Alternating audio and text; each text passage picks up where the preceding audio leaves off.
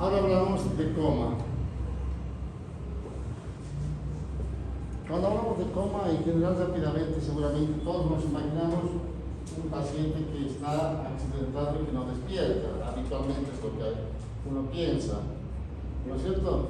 Pero muchas veces llega a la emergencia pacientes que están inconscientes, pero no sabemos por qué.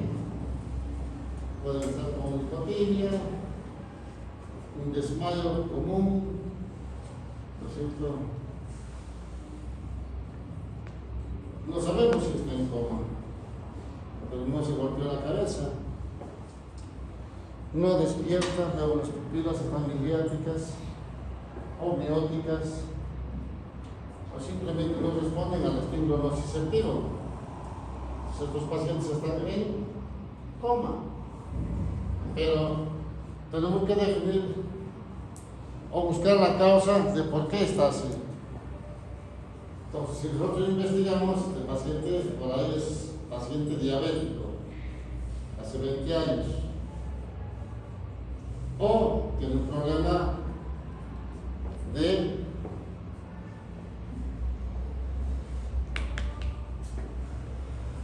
alcoholismo,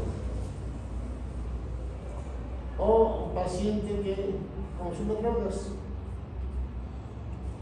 o un paciente que hace diálisis por enfermedad renal crónica. Entonces, que todos estos pacientes pueden entrar en el coma. Un coma cetoacidótico, un coma hepático, un coma urémico, un coma por intoxicación severa de alcohol o droga, coma por insuficiencia respiratoria, coma por un problema cardiovascular, cardiopatía descompensada. Ninguno de estos tiene un trauma, pero está en coma. Tenemos que saber la causa y cómo actuar. Entonces, hablamos de lo que es el coma. Cuando hablamos de coma, en general nos referimos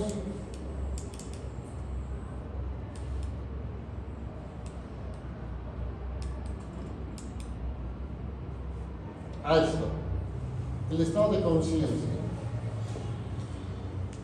Cuando hablamos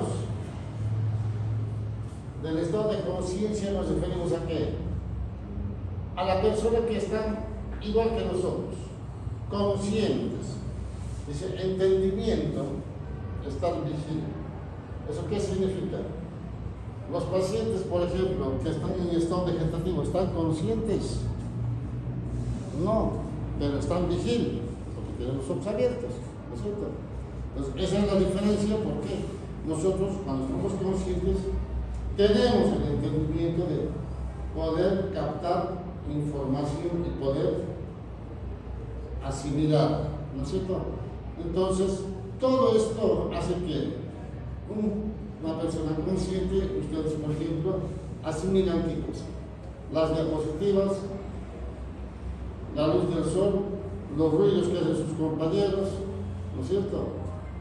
El celular que a momentos, cada momento les molesta por el chat, ¿no es cierto? Es una maldición eso para todos ustedes, no sé si les gusta, pero, ¿no es cierto?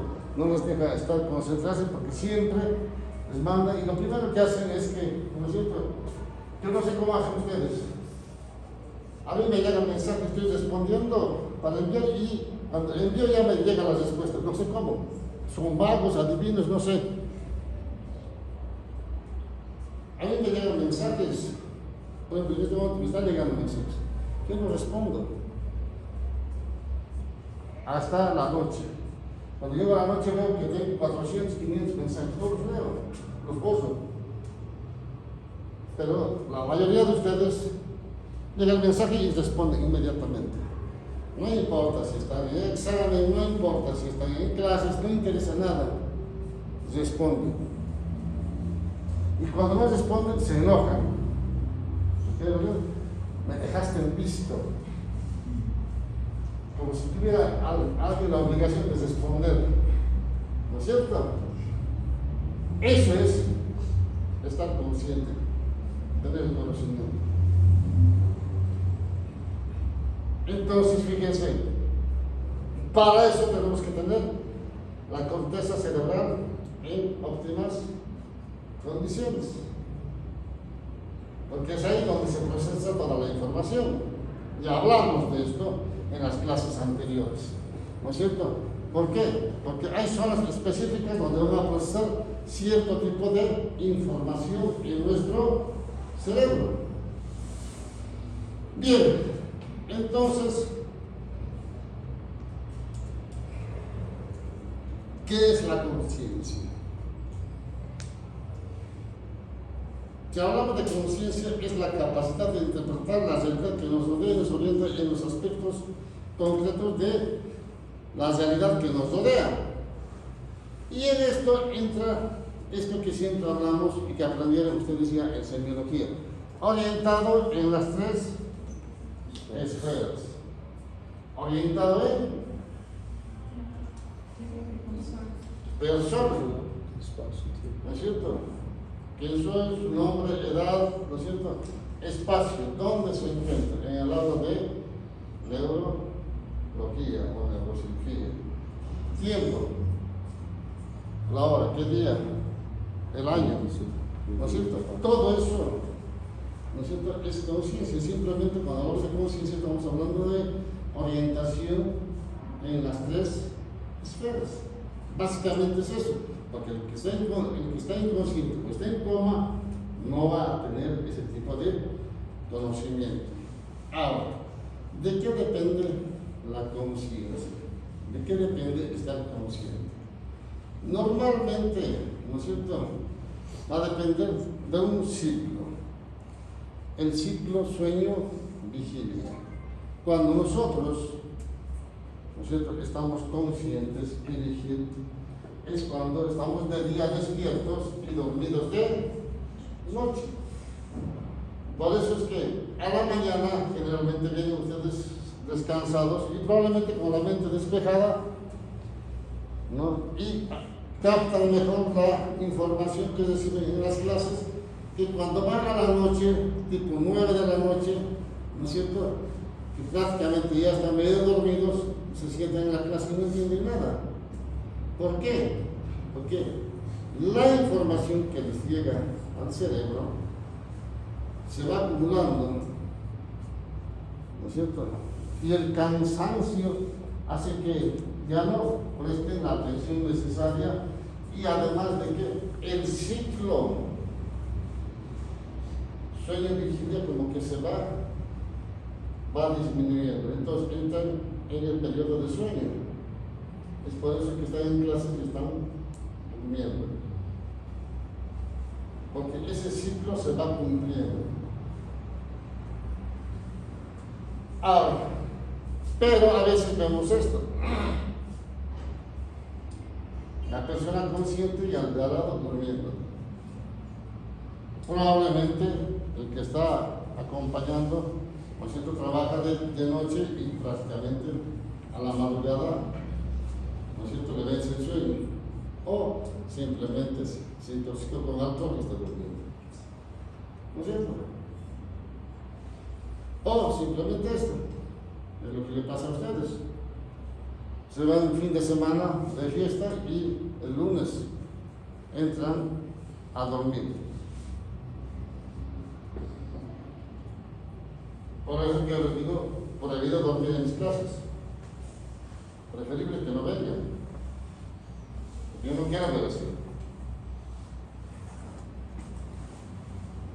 Entonces, fíjense la diferencia de, digamos, de qué depende el estado de conciencia. Del ciclo sueño-vigilia. Ahora, ¿de qué depende el ciclo sueño-vigilia?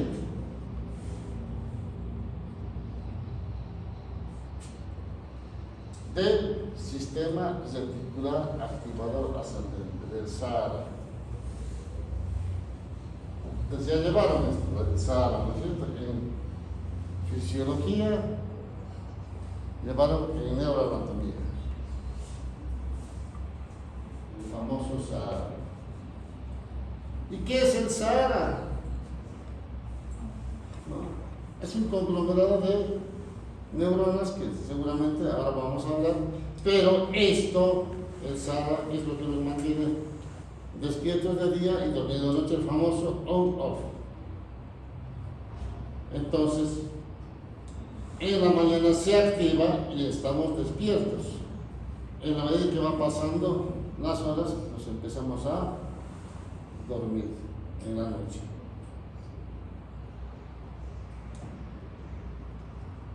El SARA. ¿Ahora qué es el SARA? En general, este es un concepto antiguo, es un conjunto de neuronas aglomeradas en el bulbo y protuberancia, que, ¿no es cierto?, antes se llamaban la zona negra, la zona oscura, más que negra, porque no sabíamos su función, sabían que existía una zona ahí, no sabían, la zona oscura. Es como los agujeros negros del espacio, ¿no es cierto?, que no sabían antes y ahora cada vez van entendiendo mejor, pasa lo mismo.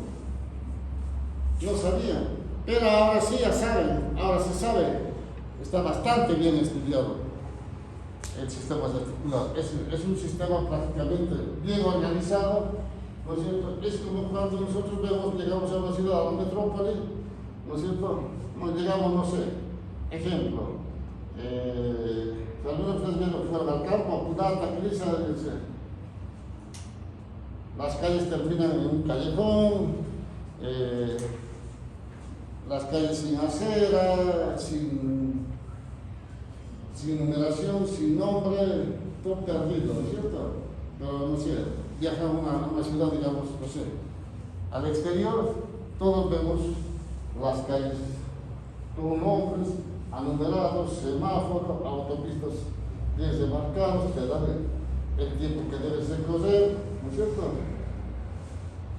Es más o menos lo mismo. El sistema reticular activador ascendente actualmente es todo un sistema específico donde existen, comparan los autores, donde existen calles, avenidas, autopistas, todo bastante diseñados y con diferentes funciones específicas, pero siempre llevando información.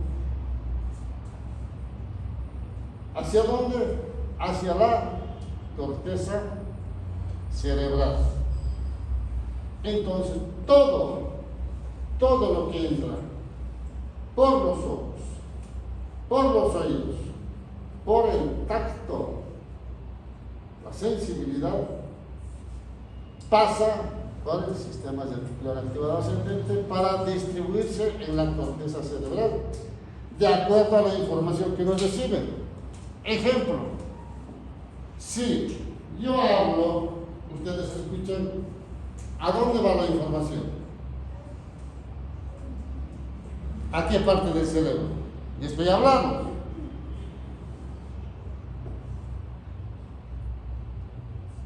¿Qué parte?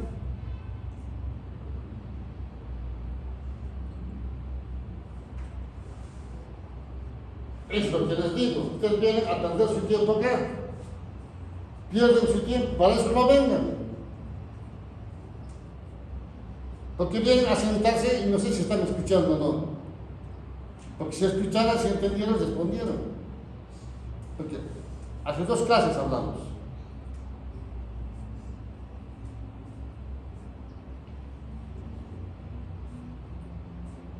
Llega ¿dónde? Al centro de la audición. Ven la diapositiva. ¿Dónde va? Al área 17 de Goldman. Pues tienen que saber interpretar, tienen que poner a razonarse un poco, porque si no, no tiene sentido. Pues yo no puedo estar hablando y volver otra vez 3 clases atrás y volver a explicar lo mismo. ¿Para qué? ¿No es cierto? Cuando tenemos que avanzar rápidamente. Imagínense, si a ustedes les pasa, fíjense el resto que no viene. Yo no sé cómo van a ser médicos ustedes. No sé, los que no vienen van a ser, si van a ser médicos. Ellos debían ser zapateros, no sé. Debían dedicarse a la panadería, vestidos de blanco, lo mismo.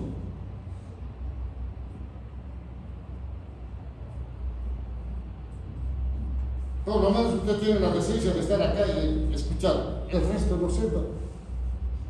No sé cuántos son ustedes, deben ser el triple de lo que están ustedes.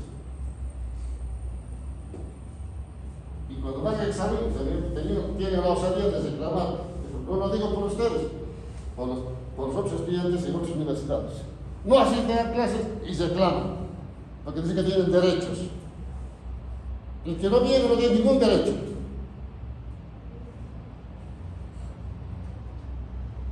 Ni siquiera derecho a ser llamado estudiante. No porque paga su dinerito, tiene derecho a aprobar. Tienen que estudiar. Tienen que ser excelentes médicos. Y para eso tienen que saber. Cuando les pregunto, espero que me puedan responder, mínimamente. Entonces, cuando hablamos de sistemas articulares, sabemos que la información siempre va a ir a algún lado para procesar. Ahora, si hablamos de niveles de conciencia, vamos a ver que existen una serie de situaciones, desde el estado vigil normal a, ¿no es cierto?, el paciente que está obnubilado, somnoliento, estuporoso o paciente en coma. Cuando hablamos de estado de lucidez estamos bien, como nosotros, como ustedes, lúcidos, orientados en las tres esferas, ¿no es cierto? Si está obnubilado, el paciente está medio dormido, medio desorientado, ¿no es cierto? O parcialmente orientado, si quiere, ¿no es cierto? Y el paciente, después de estar un rato despierto, se vuelve a dormir o se duerme. Si hablamos de estupor, prácticamente el paciente ya no despierta. Los neurólogos les dicen sopor. La verdad yo no entiendo mucho, seguramente algún neurólogo asociado está en sopor. Alguna vez lo escuché, pero no le encuentro la interpretación adecuada. Pero van a escuchar eso. Para mí está en estado estuporoso. Es lo correcto. No, cuando está estuporoso, simplemente el paciente, ¿no es cierto?, abre los ojos hacia algún movimiento al estímulo nociceptivo. Después no lo hace. No responde al interrogatorio, no responde al lenguaje, ¿no es cierto? Y solamente al dolor hace algún movimiento y vuelve a dormirse. Ahora, si nosotros hablamos de coma, prácticamente el paciente no hace nada. Ni siquiera el estímulo doloroso, el coma profundo. Entonces ya cuando no hace eso decimos que el paciente está, ¿no es cierto?, con signos de muerte cerebral porque no hace nada, ¿no es cierto? Entonces fíjense ustedes los estados de conciencia que tenemos, dependiendo de cómo está el paciente. Ahora, en algunos pacientes que están en coma hacen algún tipo de movimiento, ¿no es cierto? Es lo que hablamos en la escala de Glasgow, ¿no es cierto? Pacientes que tienen una escala de Glasgow de 3, por ejemplo, ¿qué movimientos hacen? Ninguno. Prácticamente está en coma, no hace ninguna respuesta. ¿Por qué? Porque la puntuación mínima es 3, ¿no es cierto? Ahora, si yo les digo, tengo una puntuación de 5, ya hay una respuesta, pero inapropiada. sí, está estupurótico, ¿pero qué movimientos hace?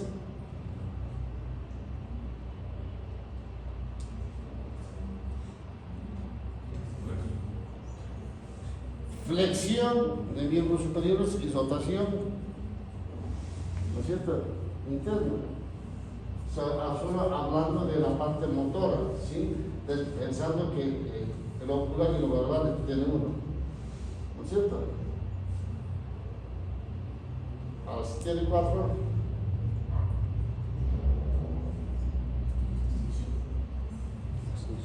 extensión y rotación externa. Entonces, cuando hablamos de esto, estamos hablando de celebración. Y cuando hablamos de flexión, estamos hablando de corticación. Quiero que cuando se ponen a pensar, responden bien. Eso es lo que quiero que hagan todos los días en clases. Que pongan en conocimiento todo lo que aprendieron, nada más. Simple. Bien, entonces fíjense ustedes, estos pacientes que pueden hacer esto. ¿Y cuáles son las causas para que el paciente entre en coma? Hay muchas causas, pero muchas causas, ¿no es cierto? En general, el mayor porcentaje es por lesión del sistema reticular activador central. Pequeñas lesiones, grandes lesiones a este nivel del tronco cerebral van a provocar que el paciente entra en sueño profundo. ¿Por qué? Porque se corta ese ciclo del sueño-vigilia. Entonces el paciente va a estar dormido y no despierta. O no responde, abre los ojitos nada más y no hace nada. ¿Por qué? Porque no tiene el ciclo sueño-vigilia. Entonces el paciente entra en coma. Si nosotros vemos acá todo esto, ¿no es cierto? Comparamos con esta resonancia, acá tenemos el sistema reticular activador ascendente. Bien, si nosotros tenemos esta lesión,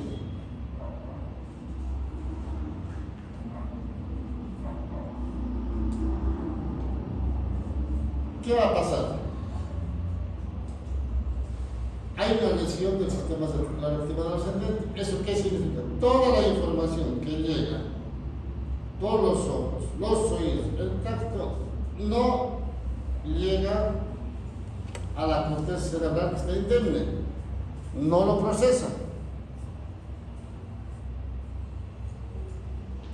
O probablemente llega alguna información y lo procesa de toda la información, la poca cantidad de información que le llega y procesa y el paciente sigue estando en coma. Es una de las causas de por qué se presenta el coma. Cuando tenemos lesión, ¿no es cierto?, en el tronco cerebral, bulbo, protuberancia mesencéfalo. Pero también existe este otro tipo de lesiones. Infarto bihemisférico. Fíjense ustedes, está infartado este cerebro y este cerebro. Está respetando la fosa posterior. ¿Eso qué significa? Hay una obstrucción, si quieren, de la circulación anterior y no de la circulación posterior. Cuando hablamos de circulación anterior, ¿de qué estamos hablando? De las dos carótidas, ¿no es cierto?, que van a dar irrigación al cerebro. Y cuando hablamos de circulación posterior, estamos hablando de las dos arterias. ¿Qué arterias? Vertebrales, ¿no es cierto? Arterias vertebrales que juntándose forman la arteria basilar, ¿no es cierto? Y la arteria basilar, entrando al cerebro, se divide ¿en qué? Arteria cerebral posterior. Entonces, esa es la circulación posterior que está indemne, que no está lesionado, entonces por eso se ve así gris. Pero esta imagen hipodensa es porque hay alteración y lesión de la circulación anterior, y entonces el paciente tiene infarto bihemisférico. Lesión de la arteria cerebral media y la arteria cerebral anterior. Pero está indemne el sistema reticular activador ascendente. Este paciente también está en coma. ¿Por qué? Porque ingresa la información al sistema reticular, pero no llega a la corteza cerebral. Y entonces toda la información que ingresa no puede procesar. El paciente está en coma. Fíjense ustedes que una patología del tronco cerebral o una patología del hemisferio cerebral puede provocar el coma. Ahora, ¿por qué un paciente entra en coma? En general, en la práctica médica vamos a ver esto. Hematomas de fosa posterior con lesión de tronco. Entonces, este paciente, aparte de tener el hematoma en cerebelo, se va a lesionar el tronco y ahí se va a lesionar el sistema reticular activador ascendente, ¿no es cierto? Sistema reticular activador ascendente. O esto tiene sangre, dilatación ventricular, pero ¿qué es lo que no vemos en esta tomografía?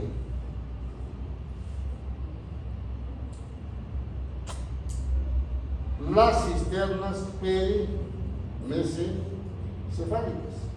¿Y qué circula, qué recorre por este sistema? Por la cisterna perimesencefálica.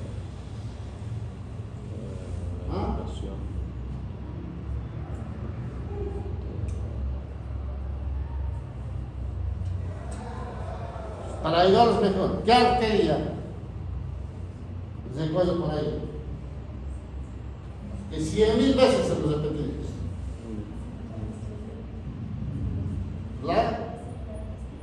La arteria cerebral posterior, que va a dar indicación aquí al tronco cerebral, ¿no es cierto? Al tronco cerebral. Y si yo no veo esa cisterna, entonces yo sé que esa arteria está colapsada. Entonces no le llega sangre ni oxígeno al tronco cerebral. Si no le llega sangre y oxígeno al tronco cerebral, ¿no es cierto? Esa área entra ¿en qué? En infarto isquémico. Y si se isquemia el tronco cerebral, ¿qué se lesiona? El sistema SARA. Sistema reticular activador ascendente. Si está lesionado en SARA, el paciente entra en coma. No, vieron qué fácil. Vieron que cuando uno se pone a razonar con cosas simples, llega a un diagnóstico. No hay necesidad de ser genios para esto. Todos, por eso yo no sé por qué, la mayoría de los estudiantes, prácticamente todos, dicen, primero, anatomía se asustan, neuroanatomía se asustan, neurofisiología se asustan, llegan a neurología, peor. Yo no sé por qué, porque es tan simple como esto, que simplemente es ponerse a resolver con pequeñas cositas y se llega al diagnóstico. No es nada complicado, es simplemente ponerle ganas, nada más. Y estudiar, solamente estudiar cuánto, de 10 a 15 minutos por día, nada más, pero bien estudiados. Suficiente, eso alcanza para que puedan entender todo esto y mucho más. Pues no lo hacen,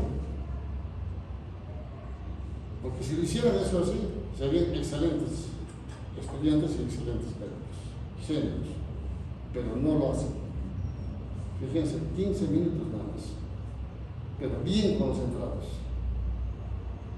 Entonces, fíjense ustedes que si nosotros vemos que no tiene el sistema perimesencefálico, el paciente va a estar en coma, pero ya sabemos por qué. Pero ¿qué pasa si tenemos esto? Una lesión estructural masiva del hemisferio. Prácticamente el hemisferio izquierdo está gran parte lesionado, porque esto va a ser edema, va a ser mayor infarto, y además por el volumen está desplazando línea media y comprometiendo este otro cerebro. Entonces el paciente, ¿qué va a pasar? Seguramente por desplazamiento y todo eso se va a lesionar este, probablemente se lesione el otro, celebra más y el paciente entra en coma, por lesión de los dos hemisferios. Ahora, el paciente puede entrar en coma por otras causas que no sean lesiones estructurales, sí. ¿Cuáles son? Hablamos hace 10 minutos.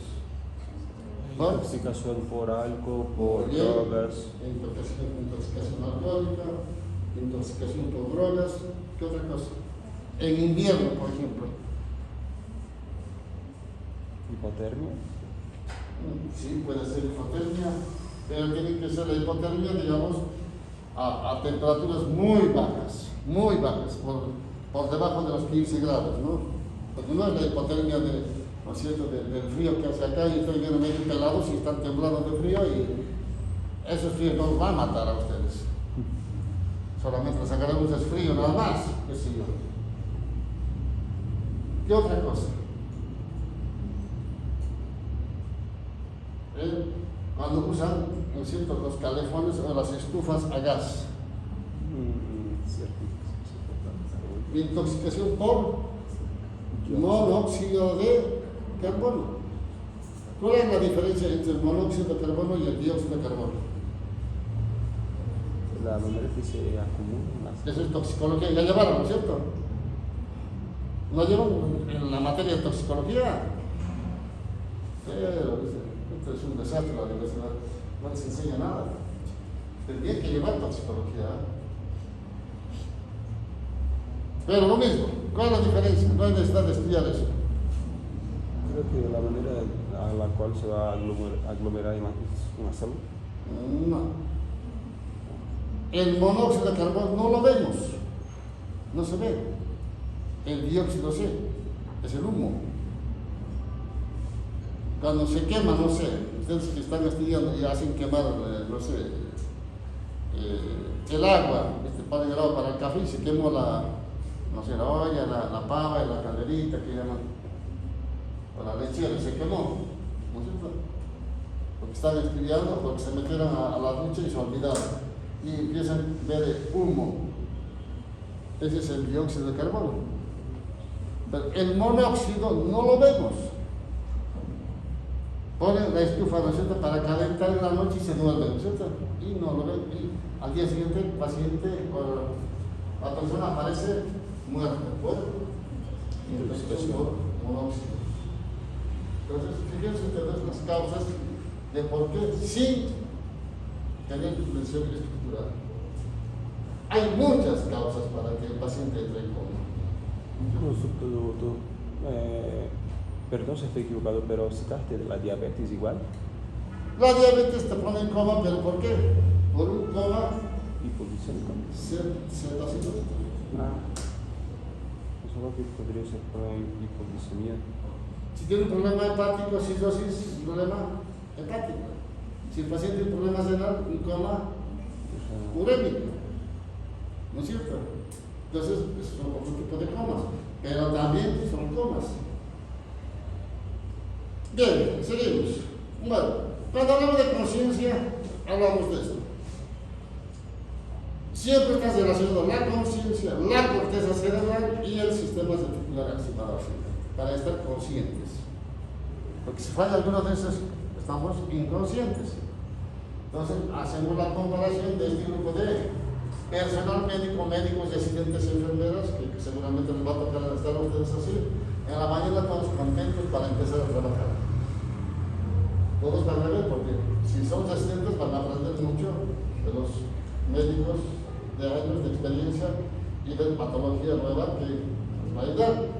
Uno se alegra, y a ustedes les va a pasar que se alegran cuando ven un paciente nuevo y puedan resolver y van a estar contentos. ¿Por qué? Se supone que es un conocimiento que grabaron en su memoria, ¿no es cierto?, les sirvió bastante para resolver una patología.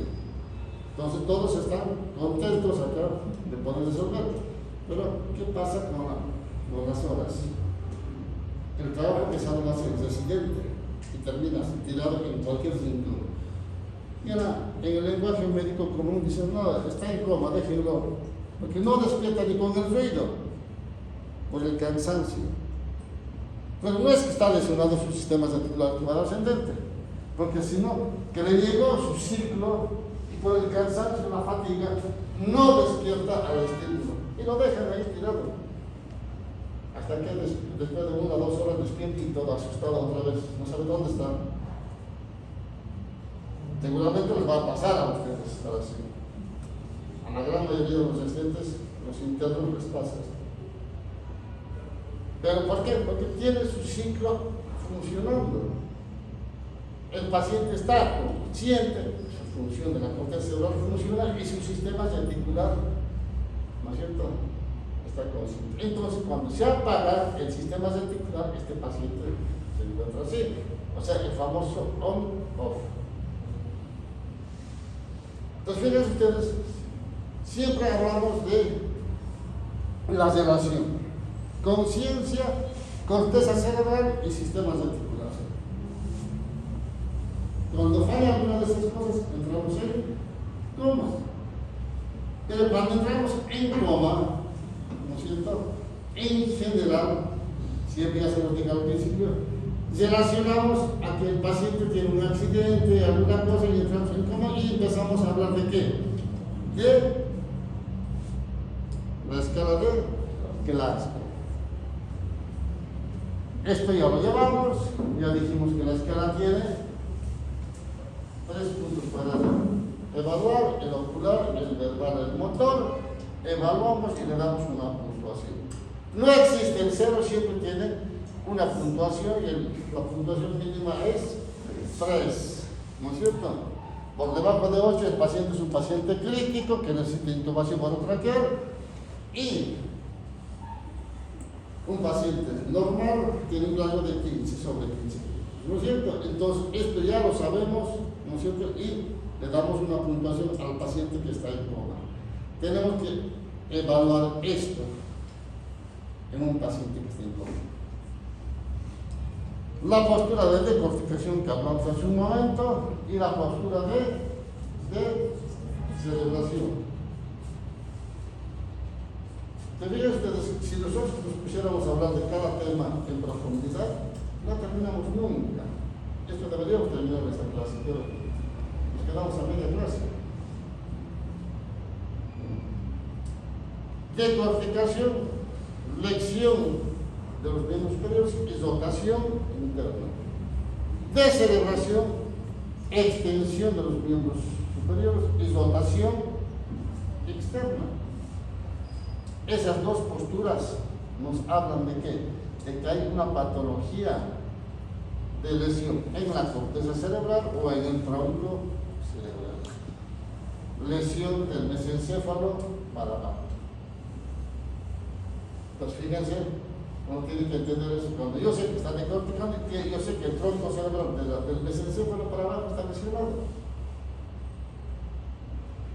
Y si hay decorticación, porque seguramente sé que la convexidad está lesionándose.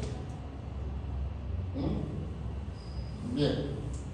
Entonces, vamos a quedar acá, vamos a ver las otras patologías de por qué vemos, digamos, esto como el estado vegetativo, todo esto en la próxima clase. ¿Alguna pregunta, jóvenes? Bueno, espero que no hayan quedado en coma ustedes con toda la explicación Trato de ser lo más sencillo posible porque el coma es un tema muy pesado, ¿verdad? Yo quiero que hagan, ¿no es cierto?, las cosas para que entiendan, porque si no, es un problema.